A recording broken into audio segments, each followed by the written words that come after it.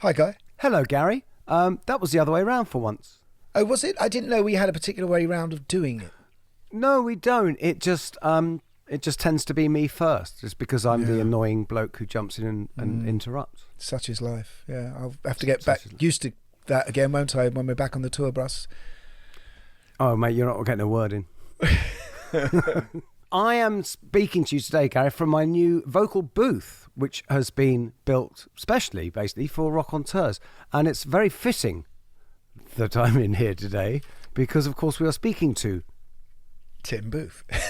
Are you sure? It just looks like a padded cell to me. Are you sure you've not been taken away? The doctor said I can leave any time. It's not true. So yes, James. That was an unusual name for a band. I thought he was called James for a bit. I'm sure you did too. Until 40 years later, we've all grown very used to James. I mean, 40 but if you think years. about it, it's well, who would you say was similar to that, and actually from the same place in terms of band name? The Smiths, which were a big influence on them initially. Yes. So I'm just wondering if there's a slight, bit of play there. But listen, this is tiny. I mean, they've sold millions and millions of records. They were huge. They are huge, and they have this fantastic sort of ever-evolving story in terms of members and what they do, and But at the heart of it is Tim. At the heart of it is Tim. And one big thing worth mentioning is they've done 5. That's 5 albums with Brian Eno. Which I think might be a record. I mean, that's the kind of... Well, I think they were all records, weren't they? Sorry, it's not going to be one of those days, is it?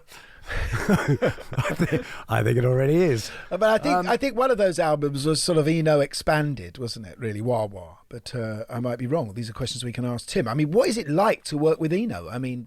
Well, and also, he did an album with Angelo Badalamenti. I know. Badalamenti...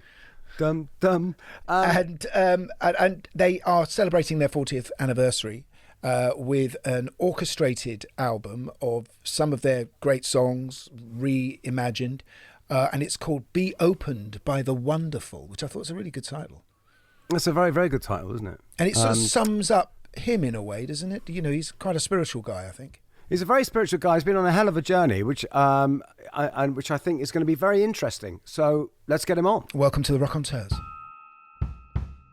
Okay, guys, I'm ready. But it's a big tune for sure. I actually wrote that originally for Tina Turner. Of course, I had gone and found Joni Mitchell down in Florida and brought her back. I've listened to a few of them and they've been really good, man. I've been sitting in the back of the car coming into London. They're brilliant. That caused a big problem in the band, actually. I was having too much fun. Thank you guys for still being around, still making music, still being into it, and doing this podcast. It's fabulous. Well, I get the feeling that us three should go for a pint. That's what I think. I'm in a band now. It's called Roxy Music. You know this thing about the 10,000 hours of experience? Oh, yeah, get good at something. When we recorded Arnold Lane, we'd done about 50 hours. The Rockonteurs podcast with Gary Kemp and Guy Pratt. Keep on rocking! Good day to you. Tim. Fantastic. With your emotional support wolf perched on your shoulder. Yeah, absolutely. What is that? I thought I'm outnumbered here, so I better get help. That's a Huichol sculpture of a wolf. What's a Huichol? The Huichol Indians were a tribe who they take peyote and they get visions and then they make art according to the visions that they have, and that they escaped the Spanish persecution. They kept moving into higher altitudes and more inhospitable grounds. So they've managed to maintain their traditions even throughout the persecutions that came from Christianity. Yeah, and what part of South America is that? Well, they moved quite a bit. So I wouldn't be, I'd have to, I'm going to have to look that one up. It's a really good question. Do you want me to look it up now? No, you don't have. I mean, it is interesting. I'm interested in this stuff because I collect pre-Columbian feather pieces and textiles as well, a lot of which have religious significance. So, it's one of most, all of which is from Peru and the Atacama region and Uxmal. I mean, Peru is where I love Peru. It's amazing. Were you on tour? You were on tour there? Yeah, we went there. We didn't know we had an audience there. So the first time we went, we were in Cusco.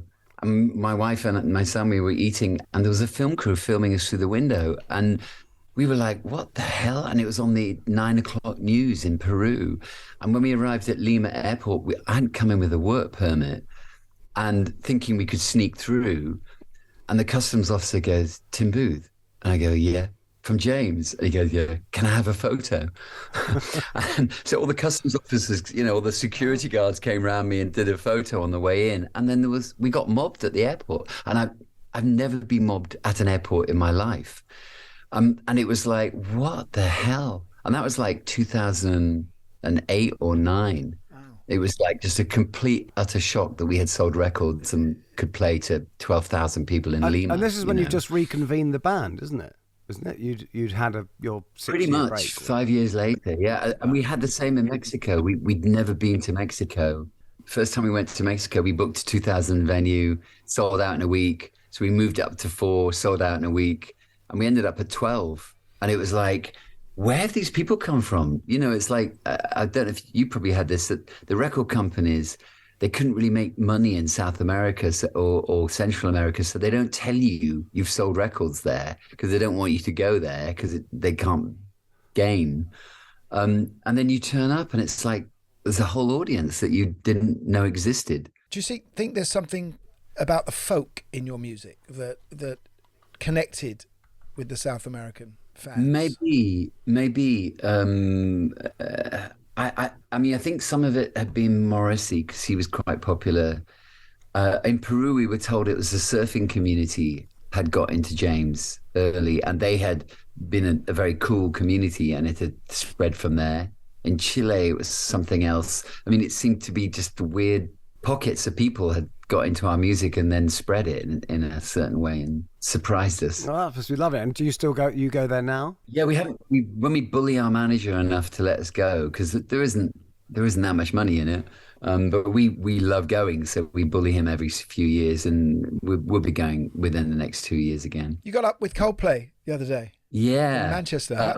Wow. How was that? Amazing. I mean, they're a good band of brothers. I haven't met many bands that communicate with each other as well as that and have each other's backs. Really, like, there's a lot of love there. And at the Q Awards in England, I gave Best Newcomer Award, and Coldplay won it that year. And Chris came up to me. I thought he was drunk, but actually he said he doesn't drink. He was shy. And Guy, the bass player, basically told us that he says he's a singer because of you. And the thing is, Tim, he kind of owes you, doesn't he, really? I mean, let's face it, so much of his performance as an artist, I'm talking about Chris and the way he moves, and quite a lot of the feel of that band was you sense James in that and your work. I mean, that's really kind of you to say so, but I feel they're kindred spirits. I feel they made better business decisions than we did. We were brought up with the indie police, and the enemy, and all those attitudes to record companies and attitudes to fame and success and stadium. And so we kind of avoided success and shot ourselves in the foot in numerous occasions in the name of being artists. And sometimes it was being artists, and we made some good choices, and sometimes it was being brats. You sort through that later and work out which was the brat moment, which was the artist moment. Coldplay just made the right decisions and just kept on flowing with a sense of charm that escapes me. I'm not as charming. Chris is just like, I told him this. I said, you're the holy fool in the tarot deck. You're the number 22, not the zero fool at the beginning of the journey, but the one at the end that's attained a great deal of wisdom and humility. Because he's just such a innocent in some ways. He's so beautiful. I had a fantastic time with him, and have done whenever I've met him. But I think Gary's point is right, which is that because James's gigs are famously and always have been this incredibly communal sort of experience, aren't they? It's it's shamanic, if you will. Yeah. Yes, you've done your research, gentlemen. It must be so weird for you. It's like, we all have our own personal taste in music, and you must be interviewing tons of bands of which they're not in your wheelhouse of music that you might personally have liked. Tim, I've only bought James records for the last 40 years. Okay. No, I mean, listen, we love all kinds of music, and that's why we're here. I love it. Because what is funny from doing this research is because you and I met. I don't think it was a particularly auspicious meeting or anything, but knowing as much as I do about you now, it seems an incredibly inappropriate place.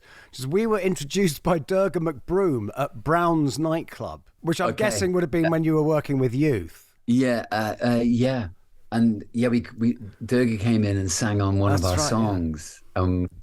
We were quite close, and lovely woman, and her boyfriend at the time. Jason. So funny. Yeah. I was taken to Brown's 3 times in my life. I'm not that's what this comes across very much. Insane. Like when Hacienda opened, I would go at 9 o'clock when it opened. No one was there. I danced for 2 hours. And when people turned up at 11, I'd go home. Because that really wasn't my thing. Brown's is that was Blitz Club. Our Steve Stranger's club. That was Brown's was the same venue. Was it? That's what it became. It became Brown's. It was much more sort of commercial. But I just want to go back to what you said about Coldplay and making some different decisions, because I feel that they have obviously set out with totally commercial ambitions. You like a lot of bands have sort of swung to and fro between commercial and art. And art, it seems to me that it's much more serious what you do. It's much more, you're pushing boundaries lyrically so much more, expressing yourself as a songwriter in ways that are quite unique sometimes. I mean, in defense of Coldplay, though, I'll just say time will tell on what how music lasts. As a punk, I thought Rumours by Fleetwood Mac was a crap piece of music. And then, 2 years later, you come back to it and go, oh my God, that's great. And you realize your tribalism was getting in the way, and I think Coldplay's got some bangers and some amazing songs. And I witnessed that live in the live arena. We couldn't play to 70,000 people and reach the far corners of the Etihad Stadium like they do.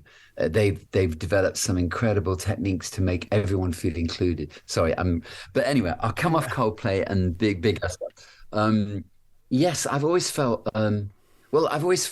I think, I joined James first of all. They saw me dancing. This is something I was going to be my next question. I'm sorry, which is that at that period, people had dancers in bands, but it was the singer's mate. Like Chaz from Madness. Or Bez, or what? It was. Well, Bez is a bit later. I want my mate in the band, and he can't really do anything. So, hey, I'm pre-Bez. We inspired way before. They just saw me. My self-expression in those days to express all my frustration and rage and confusion at the world was dance. I had an inherited liver disease, and all through my teens, I was bright yellow with jaundice, and no adult went, maybe we should take him to a doctor's. There's nothing. Did no one at school say anything? Did no one think you needed medical help at school? No. I was sick all the time, and also it brings a really strange mental state with it. I thought I was crazy. I was convinced I would end up in a psychiatric hospital because it has a whole psychology that goes with jaundice, which is quite bitter and dark and not good. And I died of it when I was 21. I actually stopped breathing in hospital at Killingbeck Hospital in Leeds. What a great name. And the nurse revived me. And the turning point was the doctor said to me, he said, it's like you had hepatitis C last month. And he said, Western medicine has nothing for you. He didn't say it's incurable, which is what another doctor might have cursed me with. He said, Western medicine has nothing for you. And so I went, oh, right. Chinese medicine, acupuncture, meditation, anything I could get my hands on. Basically, all the weird stuff that, everybody was ridiculing at that time, I went and did. Shamans, the works. I've worked with so many shamans. And they've done many, many strange things to me at various points in time. Was it a cure for you? Absolutely. Yeah, it cured me. All of it did. I mean, I can't quite tell which did which. You know, I was meditating 10, 12 hours every weekend, 2 hours a day. I was celibate, no alcohol, no drugs, vegetarian for 3.5 years, celibate, in a rock band, singer in a rock band. There aren't many of those Was around. that advice you were given? No, I got into, well, we had a member of the band who was struggling with addiction to, it was just dope, but he just was one of those people that couldn't smoke weed. It sent him down he ended up in a psychiatric hospital. And Gimme and I and the band, we loved him. And so we thought, let's drag him into meditation. We didn't know anything about meditation. Let's drag him into meditation. Maybe he'll get an alternative high that we can get him off weed. And unfortunately, it didn't work for him. But me and Gimme got hooked. And so we were like, there were 4 of us in the band at that point, and we were, can I say, meditating motherfuckers, you know? Can I swear on this podcast? Yeah. Is that we were Only if meditating. it's associated with the word meditation. And it alliterates. So yeah, we were crazy meditators, and of course keeping it completely secret because we realized that press would destroy us if they discovered that in 1983, 84. The indie police would be on us like a shot. So we only came out about meditating about 15 years ago when it became a little bit more mainstream. But was there a sense of, because of you know, your yellow period, really, you should have written that song, really, shouldn't you? I was all yellow. Man. But was there a sense of otherness that created who you are now? Yeah, I think so. I feel it was a blessing. I feel it's probably the source of my creativity. I think when I died, I think something really rebooted. You know, I hadn't really sung at all. And suddenly the band were asking me to sing, and I hadn't written lyrics, and their lyrics were so appalling that I had to write lyrics. You know, the first song they wanted me to sing was, I have a way with words, me being so good looking. I have a fantasy. I want to be raped by a woman. God. And they wanted me to sing it. And I'm like going, I'll sing for you, but I've got to change those words, right? Wow. You're getting this down, Gary. This is amazing. I'm making good use of this already. And there were 16-year-old kids. You know, they were street kids. I mean, there was a lot of fighting going on. I was relatively posh university, just started university, you know, and I was suddenly in the middle of this hardcore band. You know, the first singer ended up in Strange Ways for GBH. The guitar player ended up in Strange Ways for GBH. Wow. You know, it was quite an interesting band to parachute into. Yeah, but you had died.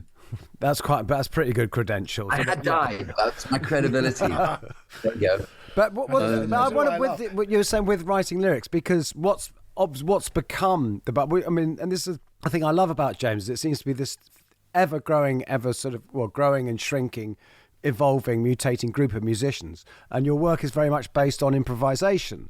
And it's so. Do your lyrics come from that? Are they fed out of the music? Yes, basically over the 40 years that we've been going, usually about 4 of us will go in a room. Now it's, in the last 30 years, it's been stick on a drum machine, really random drum machine. I use Funkbox on my iPhone often and do a disco beat, you know, 132 or something. And we'll just improvise. Nobody brings anything in, and we're all feeding off each other, and we'll do 6 hours of improvisation. And in that time, create 6 to 10 pieces of music and not judge them at all, just completely follow each other. And I have no idea whether it's good or not. And we'll do, for each album, we'll make about 115 pieces of music like that. And then each of the writers then chooses one of those jams to work on, to shape it into a demo. And then the writers then bring it back to each other, and then we work which ones we're going to make into an album. But the lyrics are yours. The lyrics are mine, always. And I often improvise some of the lyrics in that jam. So Sit Down, I had Sit Down in the first jam. A song called Many Faces. You know, there's only one human race, many faces, everybody belongs here. That came in the first jam.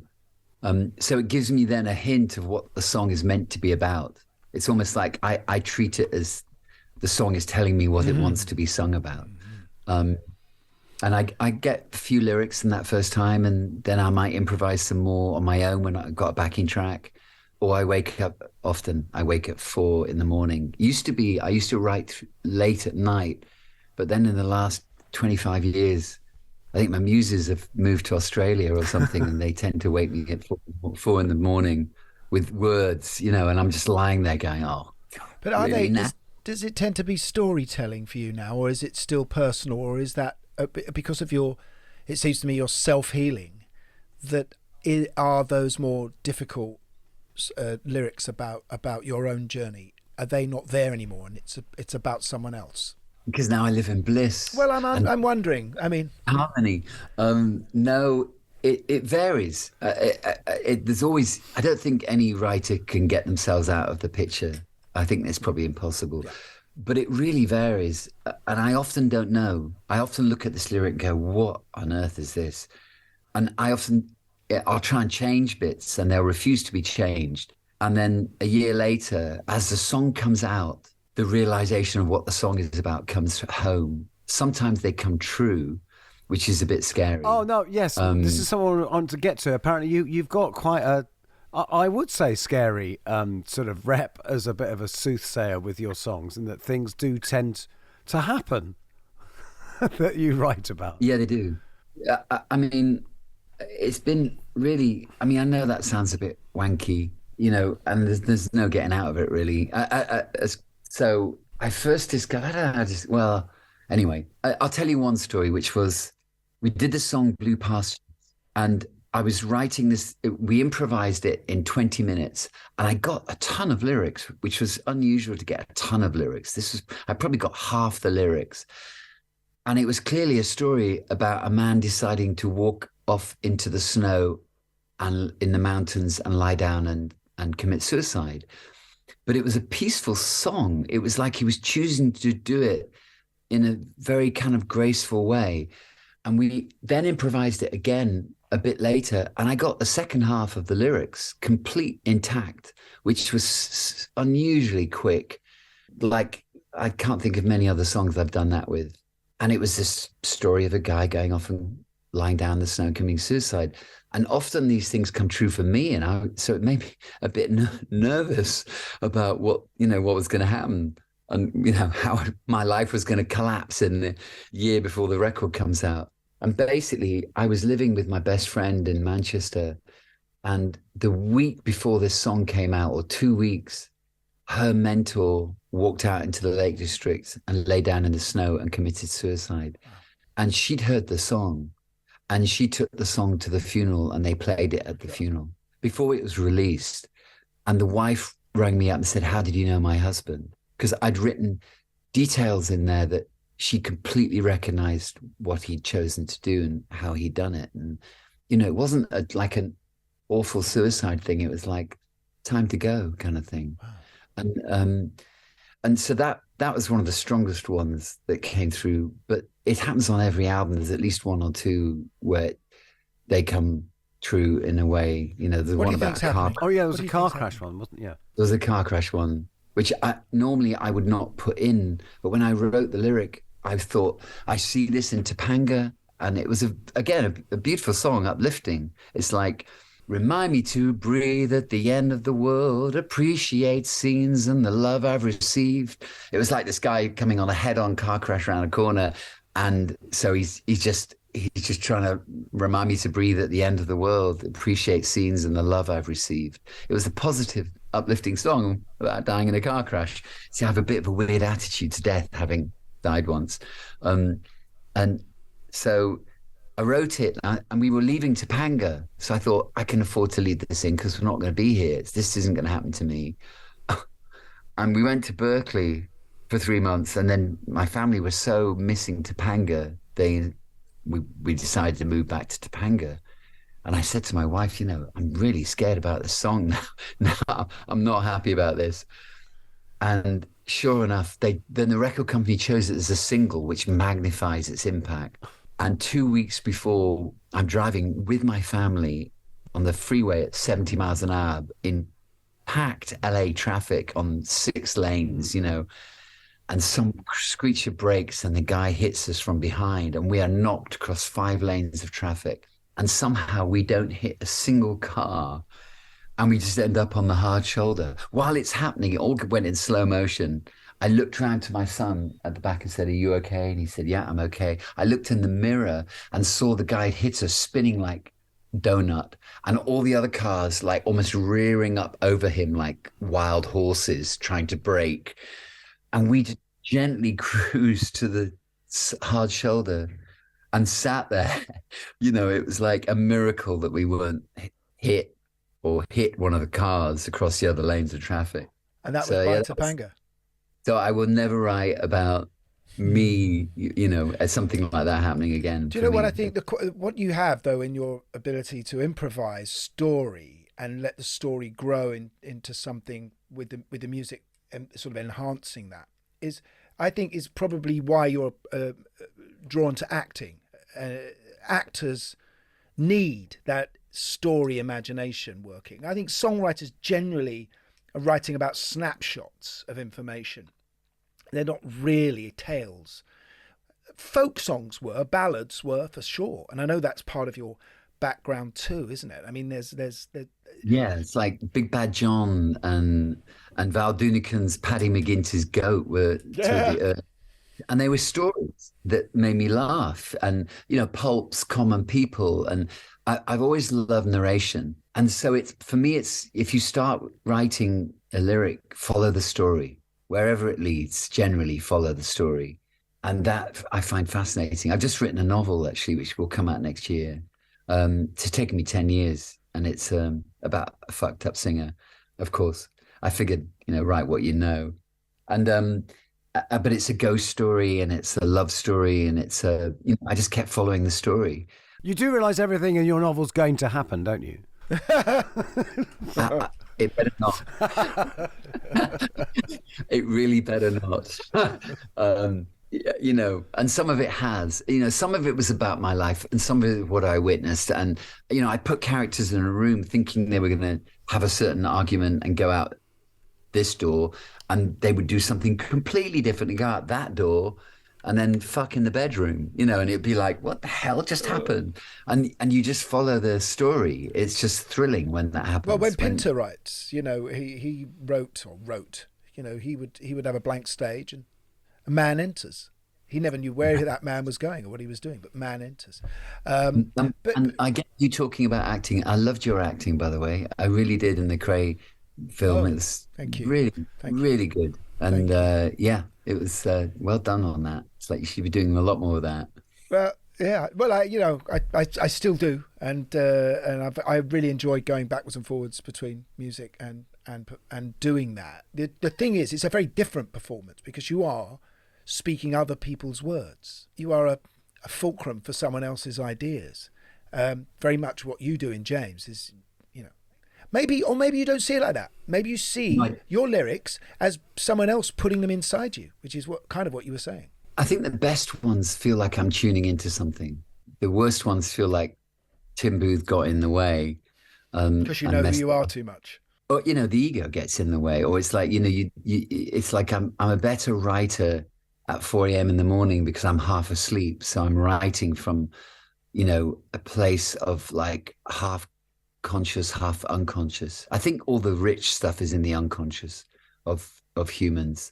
I think, we put way too much value on personality and ego and this little bit. And actually this little bit, it has generally has a pretty miserable time. What I love about, say, quantum physics is that they now talk about, dark matter and dark energy make up about 97% of the universe, and 3% is what we see. And I have a feeling the personality is about those kind of percentages. It's the 97% is what we experience in times of altered states, however we get to those altered states. And the 3% is what we tend to live in our rather messed up world that we are destroying at an ever increasing rate through our own. I did have a doctor say to me the other day that it was 90-10. there's actually 90 unconscious. And I guess if the unconscious mind is you writing, then that 10% at the front, that's your editor, isn't it? And sometimes the editor wants to get in the way too much and wants to, cut this out. It's a bit too much, and you've got to have that battle in the office. Yeah, absolutely. Especially, the internal indie police. The one that believes in the tortured artist myth, believes that there has to be some measure of pain. Or some, I definitely still have that somewhere in me, and I have to watch that. Let's talk about those early days. And we were saying, I did ask earlier, I don't think you heard it, was Dylan in your mix? Because it seems lyrically that was something. Also, I'll drop another name and you can answer both. That first album, there's a lot of Syd Barrett in those lyrics. Huh, interesting. I never really got the Syd Barrett thing. It was a bit before my time, and so that wouldn't be there. And Dylan wasn't there. I think it was like Patti Smith and Val Doonican.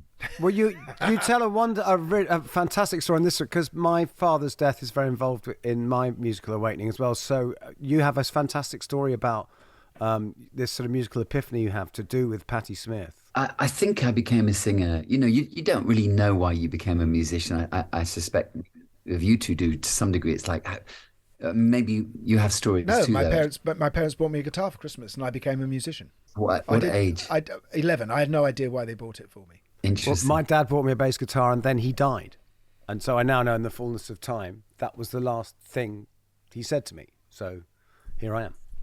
Oh, so yes, I was in an English boys' Victorian boarding school, which I hated and was sick at.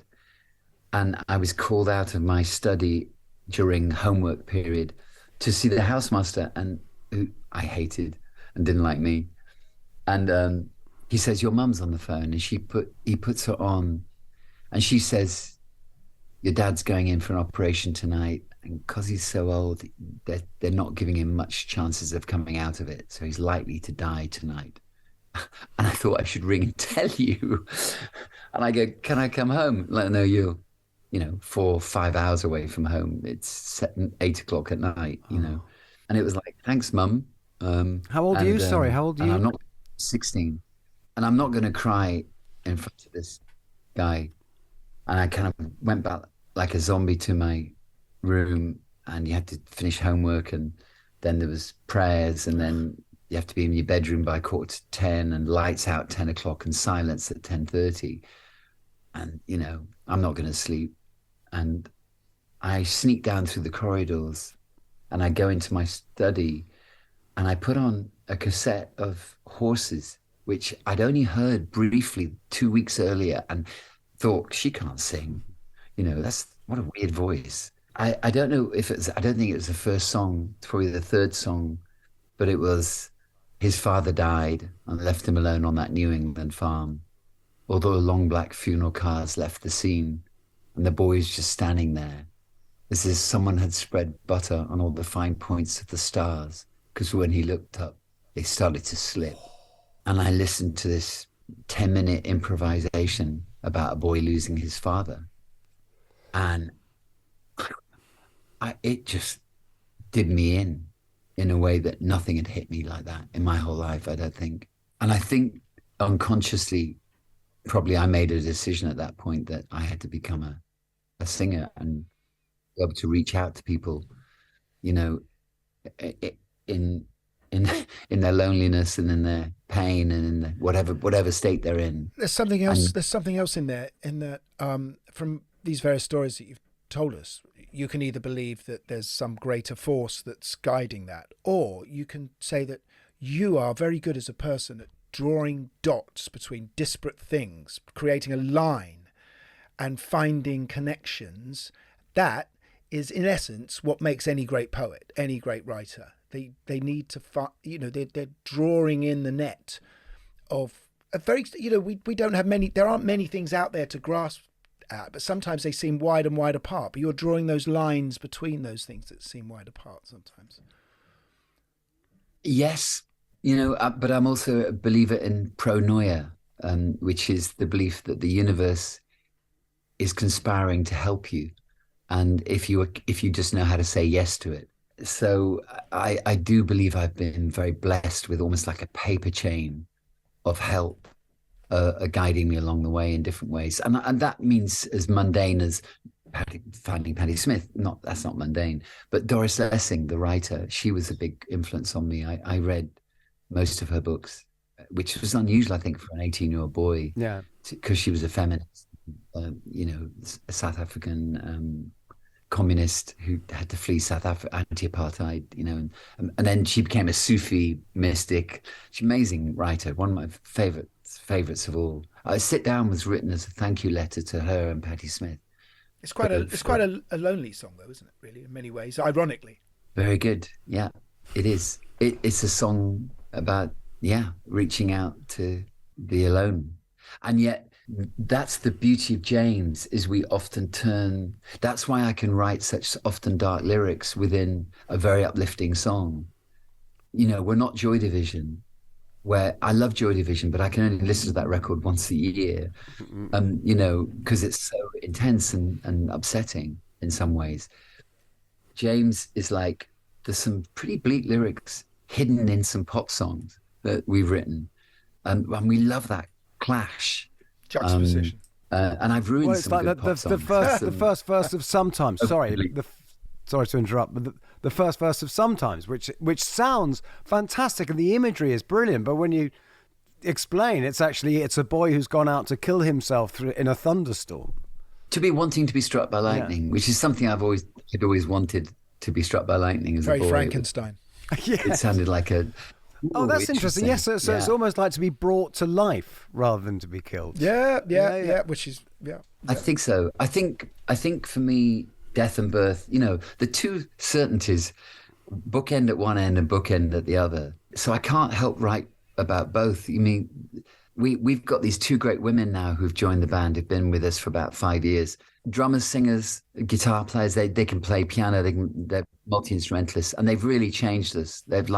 They've created a whole new phase of James that we're in right now. That is the most joyful phase we've ever been in. And they're feminists, and Chloe went, that song Gold Mother, 1990, you wrote about childbirth and about how women journey to the edge of death in search of a child.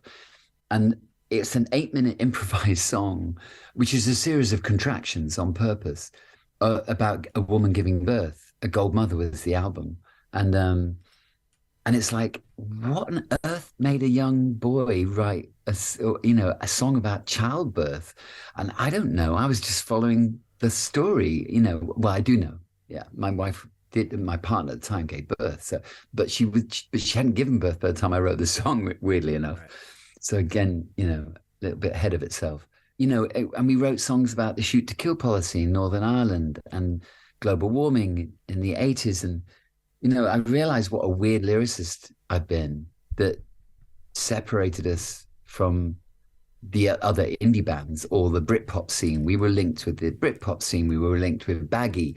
We were linked with the Smiths because we started before the Smiths. And James, if you think about it, is we mentioned this in the intro, is the most similar name in the same of that generic name. Well, at the time, there was no band that was named with a name, and we thought it was highly original. And the Smiths came out about 6 months later. And we were like, damn. Where do you think you found your affinity though? Was it with the Smiths? Was it with Baggy? There's something in the zeitgeist of Manchester, isn't there? I mean, we had an affinity with the Smiths, definitely. Morrissey was teetotal vegetarian. I was at the time the same. And I think he was pretty celibate in those days. And so we had a strong connection that was really beautiful. And the band were very generous and loving. It was a very lovely band to be taken. We were taken on tour. They covered one of your songs, didn't they, as well? The only song they ever covered was the first song we ever wrote, which was really bizarre. I remember Morrissey asking me for the lyrics. And I gave him the lyrics and watching his eyebrow arch as he kind of heard these very strange lyrics. So that was, we felt very honored by them. Morrissey said beautiful things about us, said we were the best band in the world, publicly. And went on to say it about a few other bands later, but slightly spoiled it. But it was still very sweet of him. And then New Order took us on tour, and the Smiths wanted to take us to America, and we bailed because our meditation teacher was coming to Manchester, and we wanted to do that instead. So how do you feel about that decision now? How do you think? No, the truth is, actually, we weren't ready. The guys had nicked their instruments, literally stolen them, and they were self-taught, and no one took lessons. We wouldn't allow anyone to take lessons because we didn't want to play like anyone else. And so we had all these naive, innocent, pig-headed ideas. And if we'd gone to America that early, which was 2 years into the band's existence, 3 years, it would have been too much for us. So we took 7 years learning our craft before we broke, really. Yeah, you went through Factory Records and Sire, didn't you? And then Sire, and we got stuck on Sire because I'm thinking of telling you a very outrageous story. Go on. This is where people tell outrageous stories, right here. I'm not sure, but I don't think I'd be sued for it now, and I could back it up. Sire Records had a casting couch aspect, and we whistle blew on it because somebody in that company took out a video director who was going to make a video with us and said, you can make the record, handed them record over a meal, and now come upstairs and fuck me. And the guy went, I'm married. I can't fuck you. And I can't do this. And they snatched the record back and said, I'll see you never make another video in this town again. Literally said those words. And the guy rang us a few months later after we'd made the video with someone else, thinking he bailed on us, weeping about the story. So I felt it was genuine. So we rang up and confronted the heads of Sire, and they didn't release our album for 1.5 years and nearly bankrupted us. So that was the story with Sire. And nearly sunk, James. We all had to get jobs, day jobs, and do animal experiments. And we ended up doing medical experiments because that was a good way of earning money in a short period of time and then being able to tour. I want to talk about Eno because, I've never worked with Eno, and I would love to work with Eno. And I just wondered, were you very open about how to work in a different way with him, or was he compliant to your usual process? Compliant to our usual process and some. Yeah, how do you talk about Brian Eno? I mean, we made 5 albums with him. And I just want to say, is that a record? I mean, the fact that you got 5 people are lucky to get 1 or 2. You got 5? You two did it. Well, he's overseeing the one we're making right now. He's like, we're doing it with Leah Abrahams, who's wonderful, but Brian is our overseer producer that we'll go to if we have any problems. And he'd done a few songs in the last few records. Every so often we get a problem song and I'll go to him and say, Brian, what's wrong with this song? We know it's stuck. And he'll just do a little bit of magic and that's it. So he's good at structure? No, actually, some weird sound in the background that gives it a whole new context. It's context. Like we had a song called Nothing But Love, and it sounded like a 1950s song. And we took it to Brian, we said, sounds like a 1950s song. And he put this little arpeggio in the background. That was all it took. It gave it recontextualized it, and suddenly it didn't sound like it was written in 1956. And it was he's just brilliant. It's one of his oblique strategy cards you're saying is one of your favourite things, isn't it? Which is honour thy error as a hidden intention. As a hidden intention. Yeah. And that's our discussion, Gary, about whether there's... I mean, Brian is one of my closest friends still, so, I see him all the time.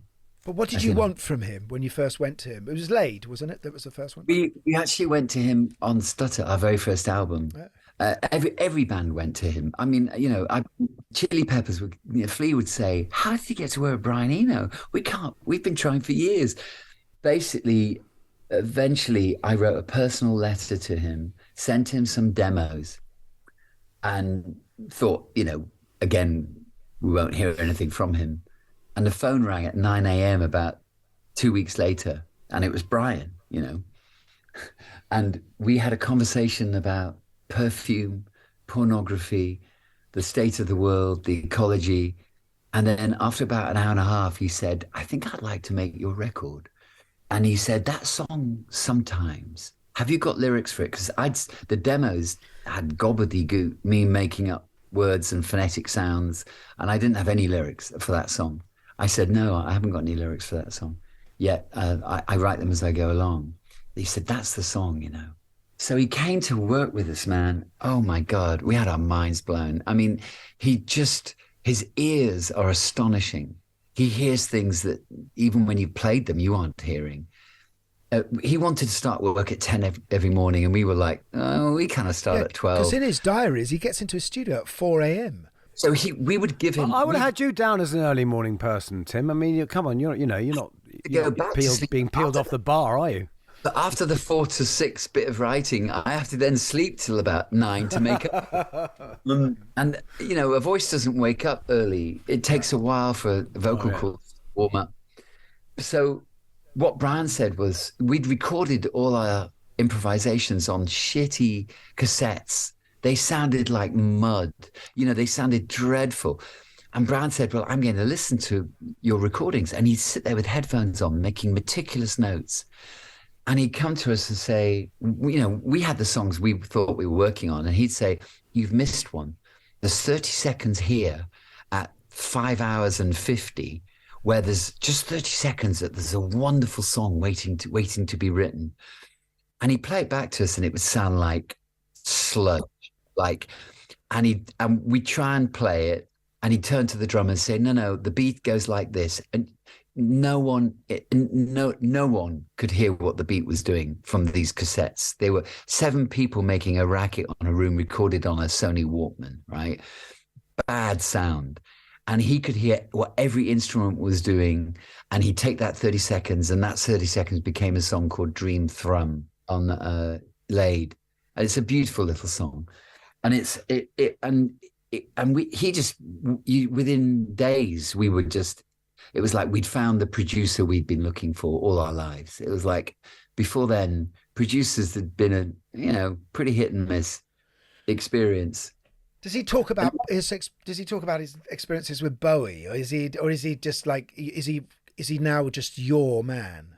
Because that would intimidate most people, wouldn't it? You know. What we do is every night he loves it. Wine. It would be a fantastic meal where we would talk about everything around the world, and not so much no gossip stuff, of course, around anyone he'd ever loved and worked with, but just everything, you know. Although I did ask him when he was sharing a flat in Berlin with Iggy and Bowie, who did the washing up, and he said Iggy did the washing up. So there was some stuff over the years I'd get out of him, but no, it was more, you know, Brian's mind is incredible. You know, he's chaired conferences at the Hague Parliament for a week on climate change. He's written a paper for Mitsubishi on the future of urban transport in America. He was asked to become the Minister of Culture for Barcelona. He has art exhibitions around the world continuously. You know, every time it's like, I'll ring Brian and go, I'm coming to London next week. Do you want to go out for a meal? He goes, I can't come on Thursday, but maybe you want to come with me. I'm giving a lecture to 200 scientists at the Science Museum on the first Apollo landing. And they're playing my album, Apollo, and it's been conducted by a young Korean with an orchestra. And they're showing the first ever handheld footage by Buzz Aldrin and Neil Armstrong, because they had their own little cameras. Oh my God! On that. I would love to have been there. And would you like to come? And I was like, yeah, I'm there. and it's like, you know, so every time I ring Brian to, you know, let's go out for a meal, he's doing something bonkers that is like blows your mind, really. And I'll go off with him on an adventure, whatever his adventure is. I always say yes, you know. But he's got the most remarkable brain. Everything is an exciting adventure to try and find a solution to. He's got big balls as well, isn't it? Because all of us, you know, feel intimidated by ourselves so often that we can't make that step into doing something quite as profound as Brian thinks he can do and is able to do because he thinks he can do it. Well, we have that other voice on our shoulder quite often saying, "But you crap." Oh, agreed. But I think that's with everything. I think that's that's the 3% bit. It's like we're held back by the 3% that we think we are. We are not who we think we are. We are something much bigger. And if you can tap into that, that's when the great stuff starts happening. And the future of humanity rests on this. If we don't tap into that, it's like, how many ways do we need to kill ourselves? I'm actually going to a talk on this at Brian's next day. He's got a guy who's written an amazing book on it. What kind of catastrophe do you want? And he's giving a talk on it at Brian's house. Just do not write any songs about those subjects where it ends badly. Although you probably already have. I know you have. I've written post-apocalyptic songs, but I have. But I've written lots of songs about, trying to change it too. I mean, that one's. I don't think I'm so powerful that I can bring on the apocalypse. And I actually think we seem to have an apocalyptic tendency. It's like the stories of apocalypse you can see in the films, all the Netflix stuff, and all the shows that have been made about. We're drawn to it. We grew up. We're under nuclear apocalypse, and then that kind of went. So then we dreamed up another one. Yeah. So, but Tim, we haven't got long left. So I want to say something about the new album with this beautiful reimagining. I mean, it's gorgeous, this reimagining of your songs. And I was wondering, with your lyrics, because you were talking about how things don't become clear until like a year or so after you've written them. Now you're going and revisiting songs from years and years and years ago. Do you have a thing, having actually lived your life, or rather another long period of your life, there are some of them where you go, oh my God, that was about this? Yes. Phew. It would also influence the way you sang it now. And you're probably thinking, I can sing these better emotionally, maybe not as good technically, because as we get older, that's harder. No, I'm better singer now than much better than what I actually practice. You look now. amazing. Jesus Christ. I mean, you're 63 or something. Look at you. Thank you. Yeah. Well, I dance all the time, you see, and I do yoga and I meditate and I don't drink. But that's really the only drugs I've ever taken, which are not since teenage, whatever. But so I live a very full life. With I've been married for 27 years and have all that going for me, which has been amazing. But the orchestra reimaginings were incredible for us because we were able to do the slower songs. We didn't have to do the bombs, the uplifting love bomb songs all the time. We could really take people into stillness and sing the songs about death and all kinds of songs, breakups and the difficulty was not bursting into tears, because it's so moving when you hear a gospel choir come in at the end of Sometimes. I mean, if you hear one song from that album, listen to Sometimes, it's an amazing reimagining, because I didn't think we could improve on it. I have a feeling we might have done. What are the constants? Who are the other constants in the band? Because the band changes so much. Who's there that you can look them in the eye and say, wow, we did come a long way in 40 years. Me and Jim have been together 40. Then the rest have nearly been 30. So it's not, the newcomers, the new ones have been 30. We've got Andy Diagram, who's an astonishing trumpet player. We've got, Adrian Oxel, who's a cello player, guitarist. Saul Davis is right. He's one of the writers. Saul, Mark, me and Jim write. Saul plays violin better than he plays guitar, but he's a great guitar player. So multi-instrumentalist, so we can swap around a lot. And then we've got the two women, Chloe Alpert and Debbie Knox-Newson, and they're remarkable. They're bringing a whole new lease of life to us. And so now we're less afraid to just a love bomb, actually, quite frankly. When the gigs are even more ecstatic than they used to be. We've got rid of the final vestiges of the tortured artist idea, or that we have to be somehow cool, or and we go for the throat now in a more like uplifting, ecstatic way, showing who we are. It feels like it's more of a collective than a band at times. It is. People come and go. I mean, Adrian's come and left. Band Andy's come and left a couple of times, but always on terms, so they come back in again. We get on. We've got good communication right now. It's going really well. It's like the happiest we've ever been, and surprisingly the biggest we've ever been. What's wrong with you? Get to court like everyone else. You go through that. Oh no! I know. This is the thing about, say, Coldplay. It's like we're back to Coldplay, which is you can't be too happy. People don't like it if you're too happy. It's like, well, that's not fair, Or great art is miserable. Great art is miserable. But Matisse wasn't miserable. I've been looking for positive ones recently, and I think Matisse was quite an optimistic. And I prefer his work. Can I ask one last question, Guy? Unless you've got a no, please. You sound like I know what the answer is to this, but 40 years. Do you still have faith?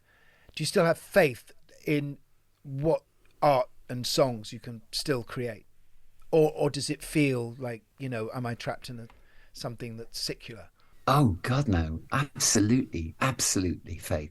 We always feel when we go fishing for a song, you don't know what you're going to catch, and whether it's a song that millions of people can relate to, or just or someone who's in a really bleak space who says that song saved my life, and it's like we just write and you just put it out there, and we love what we do. We could write 2 albums a year easily, like the Beatles, but there's no demand for it. So there's no financial structure for it, so it doesn't happen. But just love writing. We're continuously writing. We've got hundreds of unreleased material, and because that's what we are. That's what we love doing. It's our passion. Thank you. That's fantastic to hear. After all, that's brilliant. 40 years, mate. That's great. I know. And really a tour. You're touring, right? You're touring. Touring. Yeah. You're playing shows. Oh, we're playing shows. We're going to redo a few of the orchestra shows. I'm hoping in November. We're playing at the Acropolis in the Temple of Herodotus. Oh, fantastic. Great. We're going to film that. We're flying over an orchestra and choir, which is going to kill us financially. Wow. And we're going to. But who can turn down I know that that's beautiful. I was there this summer. I saw last summer. I saw this amazing sort of theatre space, isn't it? Incredible. They've only started letting artists go in there in the last since COVID, and they only let 10 go in a year. So it's a real we've got to the Acropolis. This is going to be amazing. So we're rolling the dice on that one. Well, we're playing somewhere similar, aren't we, Guy? We are. We're doing Pompeii this summer. So. Oh, brilliant! Yeah, really. My Nick, second, Nick actually. Did you do it with Floyd? No, I did it with David Gilmour in 2016. Okay. Yeah, so yeah, close. Well, but yeah, we're doing it with Nick Mason, Source Full of Secrets. So it is a Pink Floyd sort of project. Is it an amazing place to play? It is amazing. We did it because very few people were allowed in, so it felt kind of empty, because when Floyd did the film there, it was just them in the amphitheatre, on the ground. So yeah, no, it's incredibly special. Although, have you ever played the amphitheatre at Taormina in Sicily? No. I would say that is the one of all of them. Yeah, beautiful. Greco-Roman. Get in there, Tim. Get in there, mate. I'll write that down. Tim, it's been such a pleasure talking to you. Totally inspiring, isn't it, Guy? I mean, I've loved this conversation. Absolutely. Lovely talking to you, gentlemen. Thank you so much. It's lovely talking to musicians about music and writing and creativity rather than all the other crap we get to talk about in promotion. Lots of love, Tim, and good luck. You too. Take care. God bless. Oh, what a special man. Very special man. No, I just found, it's kind of easy for part of me for my cynical side to pop up during conversations like that. But I found that Tim's personality suppressed my cynicism, and that's actually good. Felt inspired. Yeah. No, he is inspirational, and it's and it's like he clearly has this amazing ongoing relationship with Eno. I mean, he's clearly he's a man who fires off people, and he fires people. He's fired us. Well, you're fired. I'm waiting. Yeah, you're fired. No, you're fired. Anyway, listen, we have extras, don't we? We do have extras. That we put up.